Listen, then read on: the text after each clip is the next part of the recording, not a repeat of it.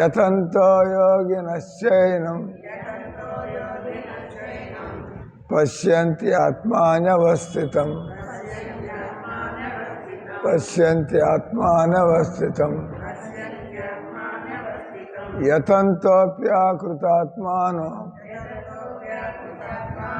యతంతోప్యాకృతాత్మానో నయనం పశ్యంత చేతస నయనం పశ్యంత చేతస యతంతో యోగినశ్చైనం పశ్యంతి ఆత్మానవస్థితం యతంతోప్యాకృతాత్మానో నయనం పశ్యంత చేతస.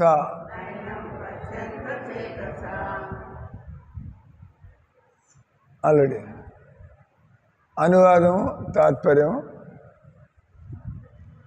దీనిలో ఈ అధ్యాయంలో మన శరీరాల మార్పిడి ఎలాంటి శరీరాలు మనకు దొరుకుతూ ఉంటాయి, ఈ శరీరాలను మార్చి మళ్ళీ కొత్త శరీరాలు ఎలా పొందుతూ ఉంటాము. ఇది మామూలు వ్యక్తులకి అర్థం కాదు. వాట్ హ్యాపెండ్ 8:15 దాకా గమనండి. సో మనకి మామూలు వ్యక్తులకి అర్థం కాదు. ఇప్పుడు మన శరీరం మారుతూ ఉంది తెలియకుండానే. ఎన్నాళ్ళైంది పెళ్ళి? నీకు పెళ్ళి ఎన్నాళ్ళైంది? 20 ఏళ్ళు అయిపోయింది పెళ్ళి. ఏం వయసు నీకు? 50 ఏళ్ళు, 48 ఏళ్ళు. చూడడానికి కొత్తగా పెళ్లి చేసుకున్న వాళ్ళకున్నావు కదా, అనే కదా తెల్లగొడ్డలు వేసుకుని. ఇప్పుడు ఎవరు వచ్చారు నీతో పాటు? మీ అమ్మ. ఇంతకుముందు కూడా వచ్చావు కదా, ఇంతకుముందు కూడా వచ్చావు ఇక్కడ. వీడేది శ్రీకాకుళం వాళ్ళ ఇక్కడ పనిచేస్తూ ఉంటారు.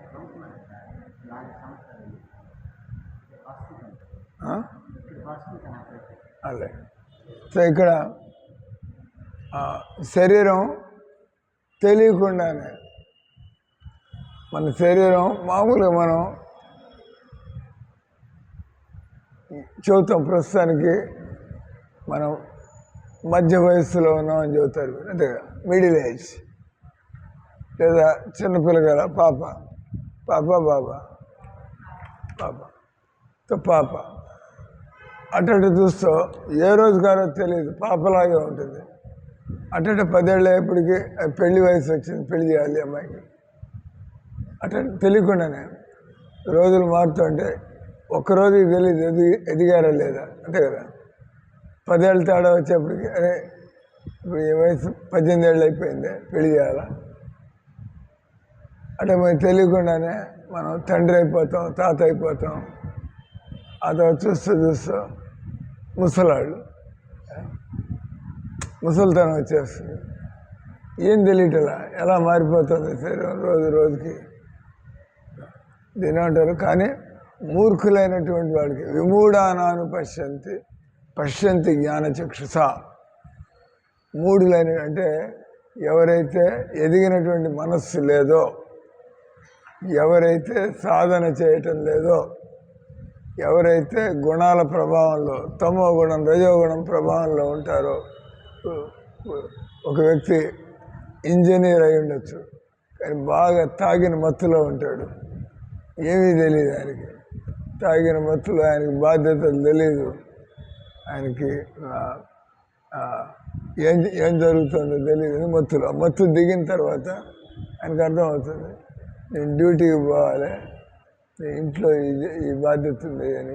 కానీ మత్తులో ఉన్నప్పుడు మర్చిపోతాడు. ఆ రకంగా మనం ఏ మత్తులో ఉండడం వల్ల మనం జీవితంలో కాలం గడిచిపోతుంది. దీని అంటారు ఇన్సిడియస్లీ, ఇంగ్లీష్లో ఇన్సిడియస్లీ అంటే ఏ రోజైతే మనం గడ్డం చేసుకున్న క్షణం నుంచే మళ్ళీ గడ్డం ఎదగడం ప్రారంభమవుతుంది. కానీ వెంటనే మనకి తెలీదు. మళ్ళీ 2 రోజులు చూస్తే మళ్ళీ గడ్డం చేసుకోవాలి. అంటే ఒక్కసారి అదేమన్నా క్షణం ఎదుగుతాను అది, కానీ మనకి తెలియదు. 2 రోజులు ఎప్పటికి తెలిసి వస్తుంది, మళ్ళీ చేసుకోవాలి, గడ్డం చేసుకోవాలి. అట్లా జీవితంలో దీని ఏమంటారు, శరీరం మారుతూ ఉంది, శరీరాలు మారుస్తూ ఉంటాం. శరీరం మారడం అంటే ఈ జన్మలోనే శరీరం మారడం. ఈ జన్మలో మనం ఎన్నో అవస్థల్లో మనం మారుతున్నాం. దేహినో అస్మిన్ యదా దేహే కౌమారం యవ్వనం జర తదా దేహాంతర ప్రాప్తి ధీరస్తత్ర, అక్కడ ధీర, ఈ ధీర. అంటే ఏమీ తెలియని వాళ్ళు, జ్ఞానము లేదు వాళ్ళకి, సాధన సంపత్తి లేదు.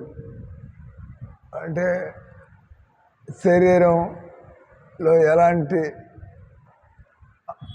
ఉద్రేకాలుగా దాన్ని బట్టి వాళ్ళు మామూలు వ్యక్తులంతా కూడా శరీరం మనస్సు ఎలా చదువుతుంటే వాళ్ళు గొడ్డుకి కళ్ళెం వేసినట్టుగా, అంటే వాళ్ళ జీవితాన్ని వాళ్ళ అదుపులోకి తీసుకోలేదు. మామూలుగా మానవ జన్మలో మన జీవితాన్ని మన అదుపులోకి తీసుకోవాలి. ఏందో శరీరంతో పాటు దాని అంటే శరీరానికి బానిసలవడం. గోస్వామి అన్నారు. గోస్వామి, గోదాస్. గో అంటే ఇంద్రియాలు, గోస్వామి అంటే ఎవరైతే ఇంద్రియాలు, ఎవరైతే నాలికని, కళ్ళని, ముక్కుని, ఎవరైతే చెవుల్ని, చర్మాన్ని ఎవరైతే అదుపులోకి తెచ్చుకున్నారో, అదుపులో లేదు కాబట్టే జనాలు భక్తి చేయలేకపోతారు. అదుపులో తెచ్చుకున్న వాడికి ఆత్మజ్ఞానం కలుగుతుంది. ఆత్మజ్ఞానం ఉన్నవాడికి నాకు ఎవరితో సంబంధం ఉంది, నా ఆనందం ఎక్కడ ఉన్నది, నేను నా ప్రేమను ఎక్కడ పెట్టుకోవాలా, నేను చచ్చిన తర్వాత ఎక్కడికి పోవాలా. జనాలంతా ఇదే బతుకు అనుకుంటున్నారు.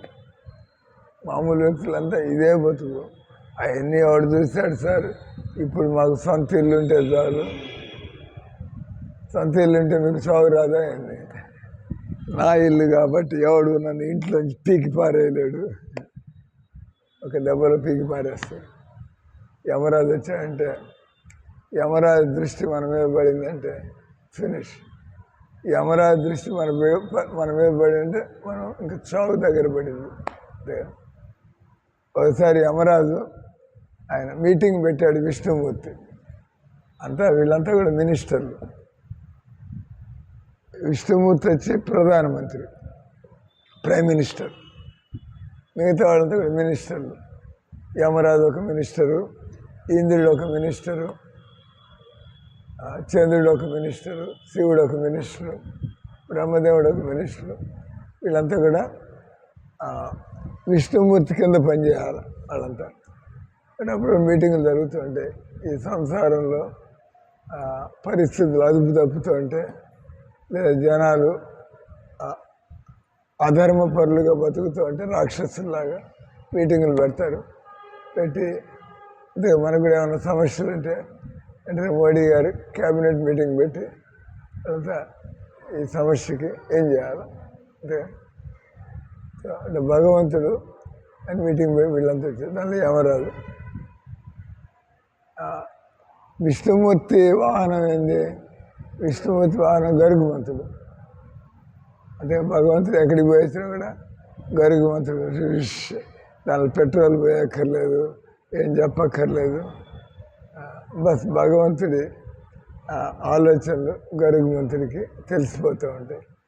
అదే లేకపోతే దేవుడు కూడా ప్రతిదీ చెప్పాల్సి వస్తుంటే అదే తలనొప్పి. అంతే వీళ్ళతో పని చేయించుకోవాలి, తలనొప్పి. ఇట్ట చేయి, అట్ట చేయమాక, ఇట్ట చేయి. ఏమైంది మళ్ళా ప్రారంభమైంది.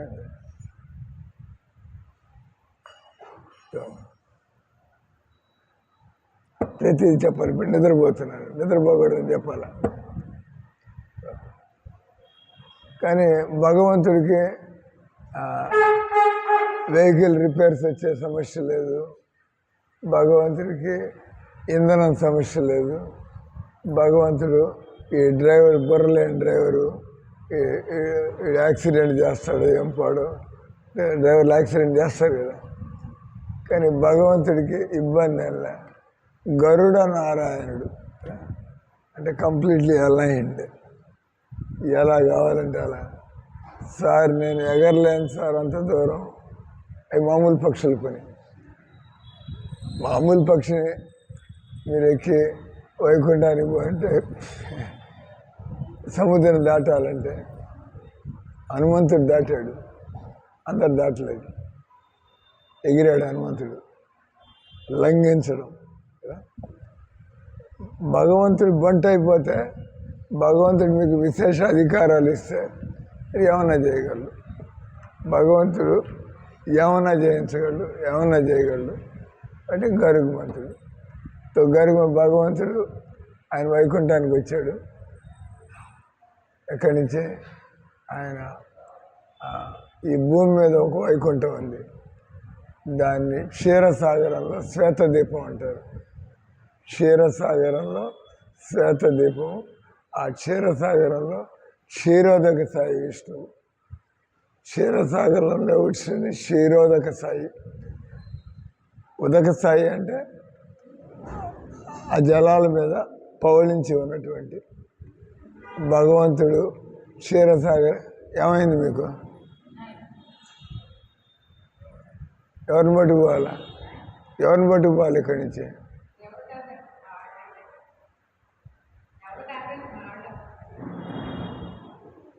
ఈయన పట్టుకుపోవాలి, ఆయన పట్టుకుపోవాలని నిలబడుతుంది. సో భగవంతుడిని శేషసాయి, శేషసాయి.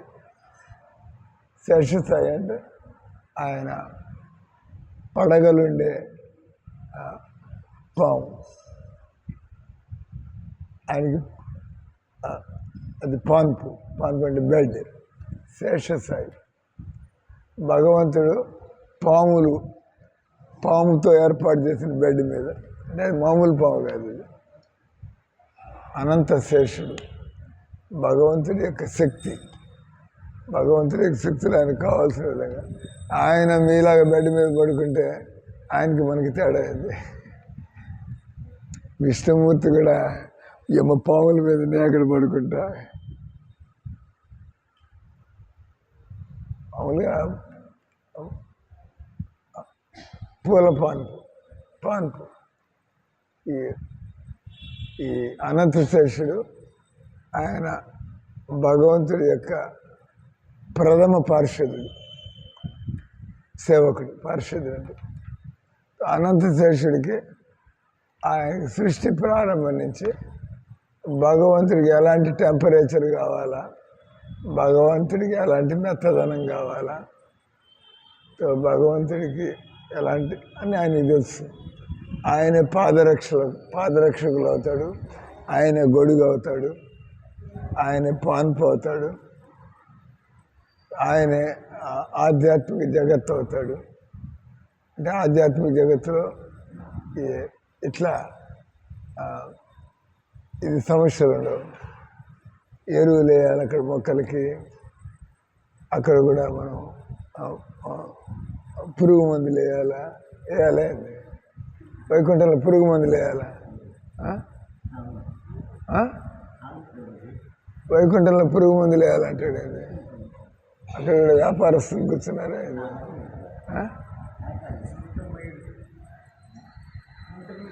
ఆయనకు అర్థం కావట్లేదు. నేను వైకుంఠంలో ఎరువులు వేయాలా, పురుగు మందులు వేయాలా పంటలు పండడానికి అంటే అవునవును అంటాడు. ఆయన నిద్రపోతున్నాడు. అప్పుడు వైకుంఠానికి ఆడిపోతాడు. అక్కడ కూడా పురుగులు పడతాయంటే పురుగు మందులు కొనాల్సి వస్తే ఇక్కడి నుంచి పట్టుకుపోవాలా, బేర్ కంపెనీ వాడు అక్కడ పెట్టుకొని మీ బ్రాంచ్ అక్కడ ఒకటి పెట్టుకోవాలని చెప్పి.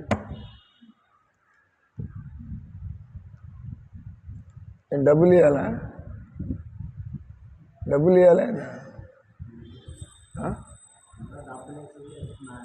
ఇవే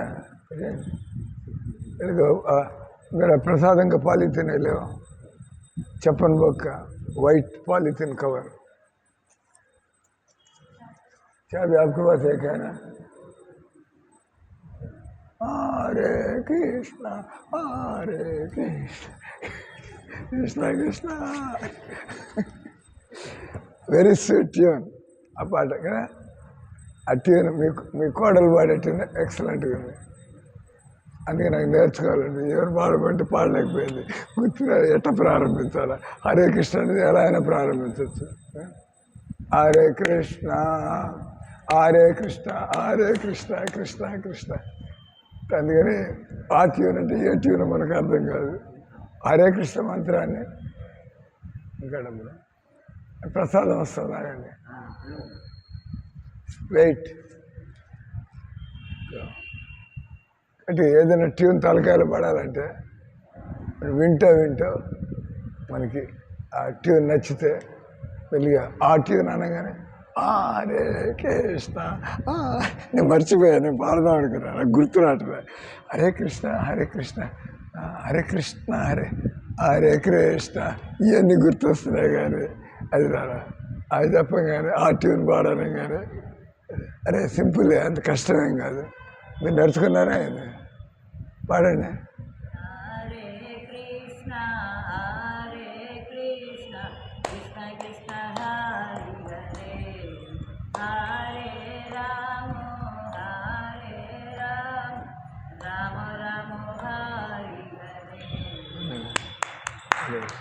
మీకు వచ్చిన అలవాటైనా పాడండి ఆయన చెప్పుకోవడం దానికి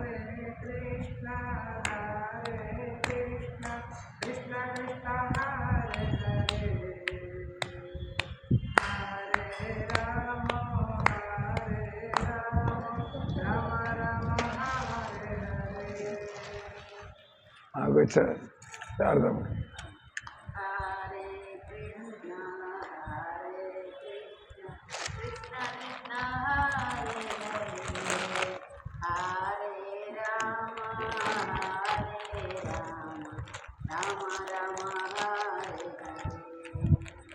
హరే కృష్ణ హరే కృష్ణ కృష్ణ కృష్ణ హరే రామ హరే రామ రామ రామ హరే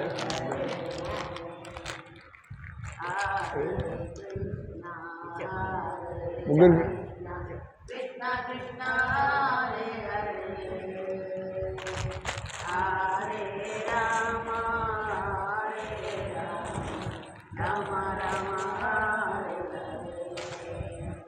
హరే కృష్ణ సో గరుగ్మంతుడి గురించి చెబుతున్నాం కదా గరుగ్మంతుడు ఆయన యమరాజు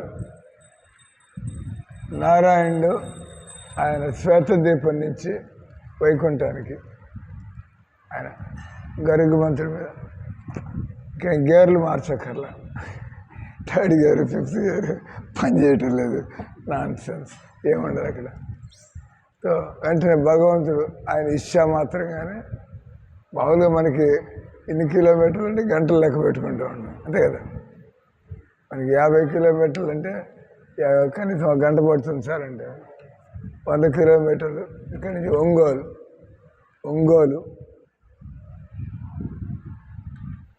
120 కిలోమీటర్లు 2 గంటలు పడుతుంది. భగవంతుడికి బిట్రగుంట పోవడానికి అదే టైం పడుతుంది, ఆయన విజయవాడ పోవడానికి అదే టైం పడుతుంది భగవంతుడికి. అంటే అంత స్పీడ్ ఆయనకి. మనకు స్పీడ్కి లిమిట్ ఉంది కాబట్టి మనకి మన బండి 120 కంటే ఎక్కువ పోస్తారు. కావాలి పోవాలంటే గంటలు పోతారు.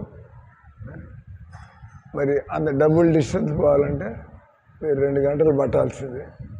కానీ భగవంతుడికి అదేలా బిట్రగుంట పోవడానికి ఆయనకి 2 నిమిషాలు. ఆయన ఎట్లా కావాలంటే టైం ఆయన కంట్రోల్ లేదు. ఎట్లా కావాలంటే 1 నిమిషంలో చేరుకోవాలని 1 నిమిషంలో చేరుకుంటాడు. ఆయన అంటే రాధాకృష్ణుల లీలలు జరుగుతూ ఉంటాయి. రాధాకృష్ణుల లీలలు జరిగేప్పుడు వాళ్ళ లీలలకు అనుగుణంగా అప్పుడు డిస్టెన్స్ తక్కువగా ఉంటుంది, కానీ రాధారాణి విరహంలో ఉండాలి. ఏందిరా బాబు ఇంకా రావట్లేదు డిస్టెన్స్ లేదు, కానీ వెంటనే కలుసుకోవాలి అనే ఏర్పాటు ఉంది. ఎక్కడో ఉంటుంది, రాధారాణి బర్సానాలో ఉంది, కృష్ణుడు గోకులంలో ఉన్నాడు. టక్ ఇమ్మీడియట్లీ వాళ్ళు ఒకళ్ళు ఎదుర్కొండి ఒకళ్ళు వచ్చేస్తారు. పక్క పక్కనే ఉంటుంది. ఆ శంకర్ కోరలో ఆయన ఉన్నాడు, ఇక్కడ మాన్గఢ్లో ఉంది, కలుసుకోవాలంటే గంటలు పడుతుంది. డిస్టెన్స్ ఏం లేదు. అంటే భగవంతుడు ఆయన యొక్క ఎమోషన్స్, ఆయన యొక్క కోరికలకు అనుగుణంగా కాలం గడుస్తూ ఉంటుంది. మనం కాలాన్ని బట్టి మనం అడ్జస్ట్ అవ్వాలి, కానీ భగవంతుడి కాలం అడ్జస్ట్ అవుతూ ఉంటుంది. ఇప్పుడు పూర్ణిమ కావాలంటే వెంటనే చంద్రుడు పూర్ణిమ అవుతాడు అక్కడ వైకుంఠం కదా. ఆయనకే ఇబ్బంది అలా, ఎందుకంటే అన్నీ ఆయన కంట్రోల్లో ఉంటాయి కాబట్టి. నేను పాయింట్ వచ్చి మీకు చెప్పదలుచుకున్న స్టోరీ, ఆయన శ్వేతదీపం నుంచి ఈ భౌతిక జగత్తు నుంచి ఆధ్యాత్మిక లోకం వైకుంఠానికి టాక్ విడిగా ఇటు తిప్పేప్పటికి పార్కింగ్ అని వచ్చేసింది గరుగ్మంతుడు.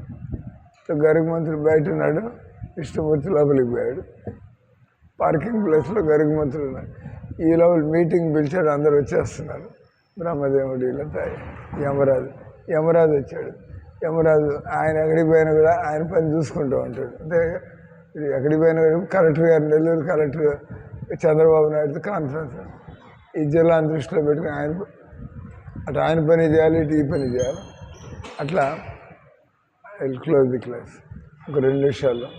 ఏమైంది, ఆయన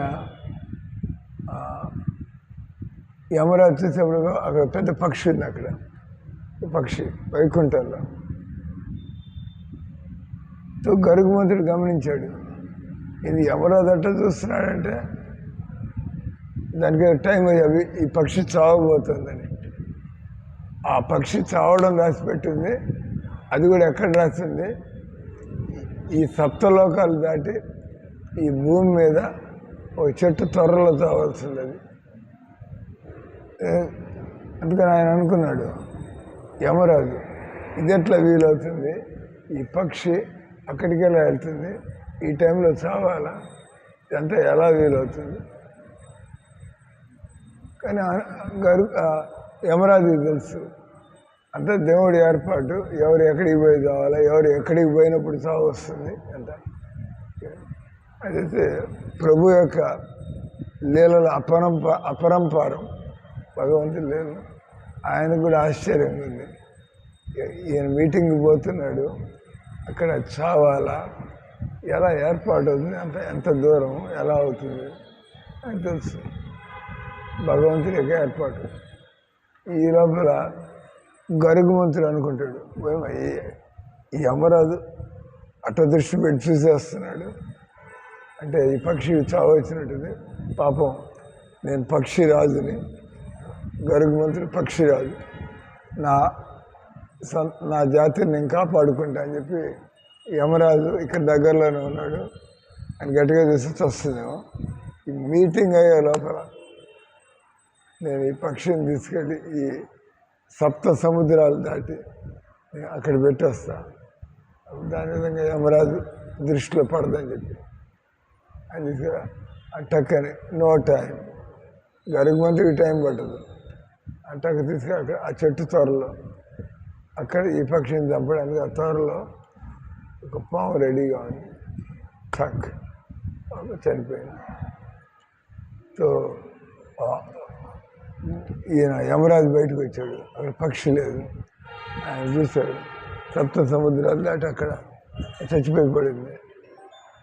ఈయన దాన్ని బతికించడం కోసం తీసుకెళ్ళాడు, నిజానికి చంపడం కోసం తీసుకెళ్ళాడు. అది ఇక్కడ నుండి చచ్చి ఉండేది కదా, నేను దాని చావు అక్కడ రాసి పెట్టాను. దీన్ని ఏమంటారు, మనకు అర్థం కాదు ఎలా ఇవన్నీ నడుస్తూ ఉంటాయి.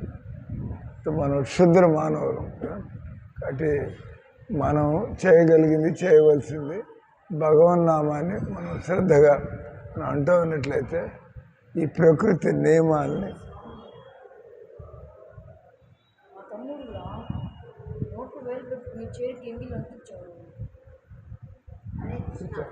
క్లాస్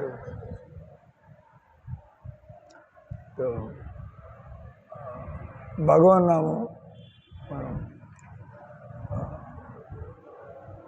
మనం అంటూ ఉన్నట్లయితే మనకి తెలియదు మనకి ఏది మంచిది ఏం జరగాల. కానీ ఎవరైతే భగవన్నామాన్ని పట్టుకుని ఉంటారో అటువంటి వాళ్ళు బాధ్యతను భగవంతుడు తీసుకుంటాడు.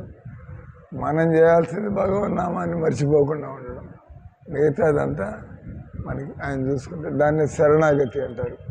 శరణాగతి అంటే జీవితంలో భగవంతుడు వదిలిపెట్టామంటే మన పిచ్చి బుద్ధులు, మన పిచ్చి మనస్సు ఎలాంటి పిచ్చి పిచ్చి పనులు చేస్తాం మనకే తెలియదు. కానీ భగవన్నామం జపం చేస్తుంటే మనకి ఎన్ని అర్థమవుతూ ఉంటాయి. వాట్ ఈజ్ హ్యాపెనింగ్, ఎందుకు జరుగుతున్నాయి, ఎందుకు ఇదే మనకి మంచిది జరగడం, ఇవన్నీ కూడా మనకి తెలుస్తూ ఉంటాయి. అంటే భగవంతుడు ఏర్పాటు చేస్తూ ఉంటాడు, ఆ ఏర్పాట్లు మనకు అర్థమవుతూ ఉంటాయి. అందుకని ఈరోజు శ్లోకంలో ఏమవుతాడు, యతంతో యోగిన శయనం పశ్యంత అంటే కనపడడం. యోగులకి ఇవన్నీ కూడా తెలిసిపోతూ ఉంటాయి. కానీ యోగులు కానీ సామాన్య మానవులకి, భోగులు రోగులు, ఈ సంసారం పడేవాళ్ళకి పెద్దానికి వాళ్ళు బెదిరిపోతూ ఉంటారు, భయపడుతూ ఉంటారు, ఏమవుతుందో అర్థం కావట్లే వాళ్ళకి ఈ రకంగా. కానీ యోగులైన అంటే ఎవరైతే, అందుకేమన్నారు ఆయన దాని నా ఆరాధితే యద్ హరిస్ అనండి. హరిని ఆరాధించినట్లయితే నా ఆరాధితే యద్ హరిస్ తపసా తతకిం. మీ ఏమన్నా చేసుకోండి, హరిని కొలచకపోయినట్లయితే మీ తపస్సు వల్ల మీ బతుకు ఏం బాగుపడుతుంది. కానీ ఆరాధితో యద్ హరిస్, మనం హరిని ఆరాధించడం ప్రారంభిస్తే ఇంక తపస్సు చేయాల్సిన అవసరం ఏముంది. నువ్వు హరిని ఆరాధించినట్టయితే ఎంత తపస్సు చేసినా కూడా ప్రయోజనం ఏముంది. అర్థమంటాడా? హరిని ఆరాధించినట్లయితే ఇంక తపస్సు ఏం చేయాల. హరిని ఆరాధించినట్లయితే, హరిని ఆరాధించకుండా ఉన్నట్లయితే ఎంత తపస్సు చేసి కూడా దేవుడితో లింక్ లేదు కదా. ఇంకా యోగిన శయనం అంటే ఎవడైతే యోగి అవుతాడో అటువంటి వాడు యోగి. అంటే శ్రద్ధగా గురువుని ఆశ్రయించి జాగ్రత్తగా ఎవరైతే బతుకుతూ ఉంటారో అటువంటి వాళ్ళకి భగవంతుడు ఆ తెలివితేటలు ఇస్తాడు. అన్నీ దాన్ని ఏమంటారు, ట్రాన్సెండెంటల్ ఇంటెలిజెన్స్, దివ్యమైనటువంటి బుద్ధితోనే మనం ఈ విషయాన్ని తెలుసుకోగలుగుతాం. హరే కృష్ణ హరే కృష్ణ కృష్ణ కృష్ణ హరే హరే హరే